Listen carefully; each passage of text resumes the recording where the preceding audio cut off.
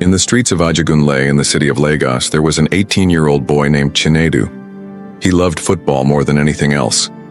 He played every day on the dusty streets of his neighborhood, dribbling past defenders, scoring goals, and dreaming of one day playing in Europe. Everyone in his community knew he was the best, and they believed he had the talent to make it big. But life was not easy for Chinedu. His family was poor. One day, Chinedu's father fell very sick. There was no money for medicine, and he became weaker every day. Chinedu and Blessing watched as their father coughed and groaned in pain. They begged people for help, but no one had enough to spare. After some weeks, their father passed away. Chinedu's mother struggled to take care of him and his little sister Blessing. She worked tirelessly, washing clothes for people, and she also sold puff-puff in the streets of Ajegunle, just to put food on the table. Despite their hardships, Chinedu never let go of his dream. He believed football was his ticket to a better life. One Friday afternoon, tragedy struck again. His mother and Blessing were hit by a speeding truck with failed brakes that plowed into their small kiosk, where they sold puff-puff. Chinedu rushed to the hospital. It was too late. Both his mother and sister had passed away, and in an instant, his entire world crumbled. Now alone, life became even harder. He struggled to survive, doing odd jobs just to afford a meal. But Chinedu refused to let go of his dream. He trained even harder, playing in every local tournament he could find, hoping that one day, a scout would notice him. One evening after a match, he overheard some boys talking about football opportunities in Europe. But there was no easy way to go. They had to travel by road, through the desert, and cross the sea. It was dangerous, but Chinedu had nothing left in Nigeria. He decided to go. He sold all that was left of his parents, and with only a small bag and a dream for a better life, Chinedu joined the journey. The road was long and the desert was hot. Some nights he slept on the bare ground, hungry and tired. But he kept moving, hoping that one day he would reach a place where life was kinder to him and his dream of playing in Europe would come true. Chinedu's journey had just begun. The first days of the journey were not too bad. Chinedu and the other travelers walked long hours under the hot sun, stopping only when they found shade. Some days, kind strangers gave them water, but other days they had nothing to drink. After many days, they reached the Sahara Desert. The heat was like fire on Chinedu's skin. Sand blew into his eyes, and his feet burned as he walked on the hot ground. Some people in the group fell sick, and a few even died.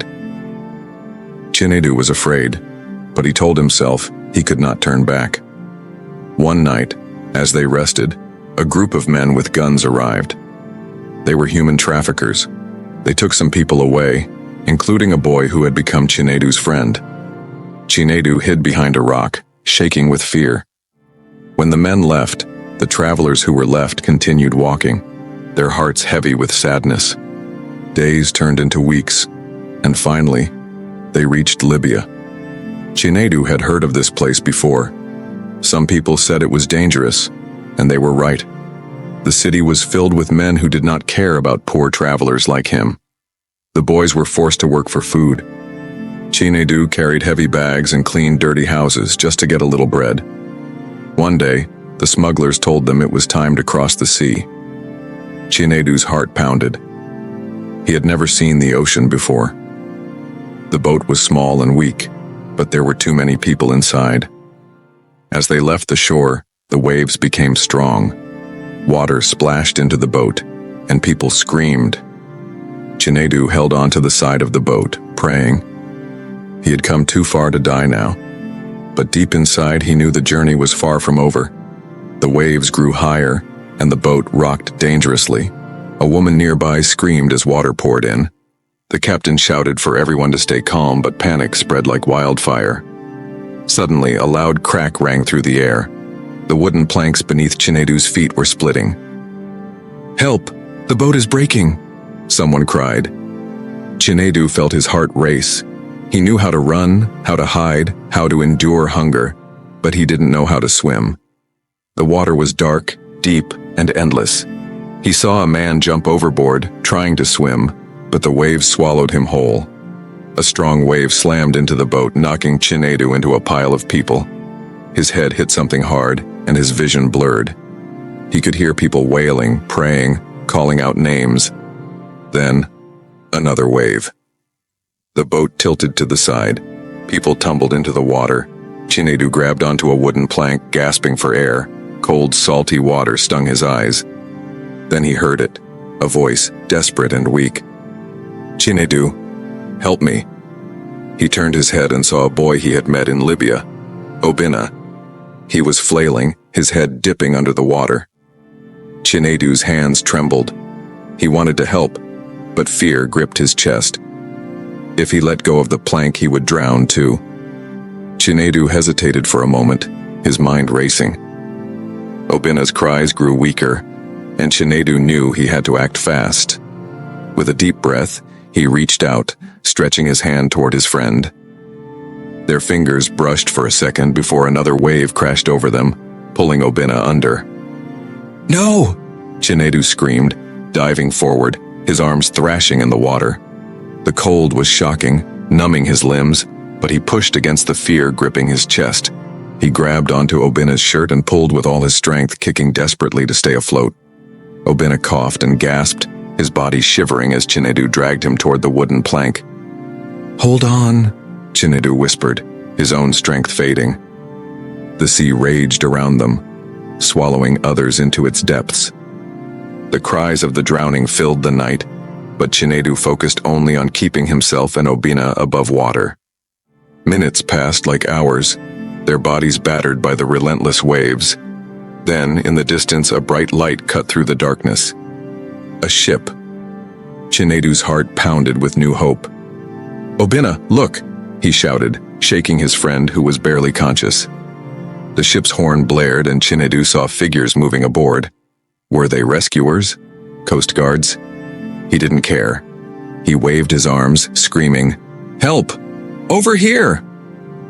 Others who had survived the wreck also cried out, some clinging to floating debris, others struggling to keep their heads above water. The ship drew closer, and a bright spotlight illuminated the wreckage.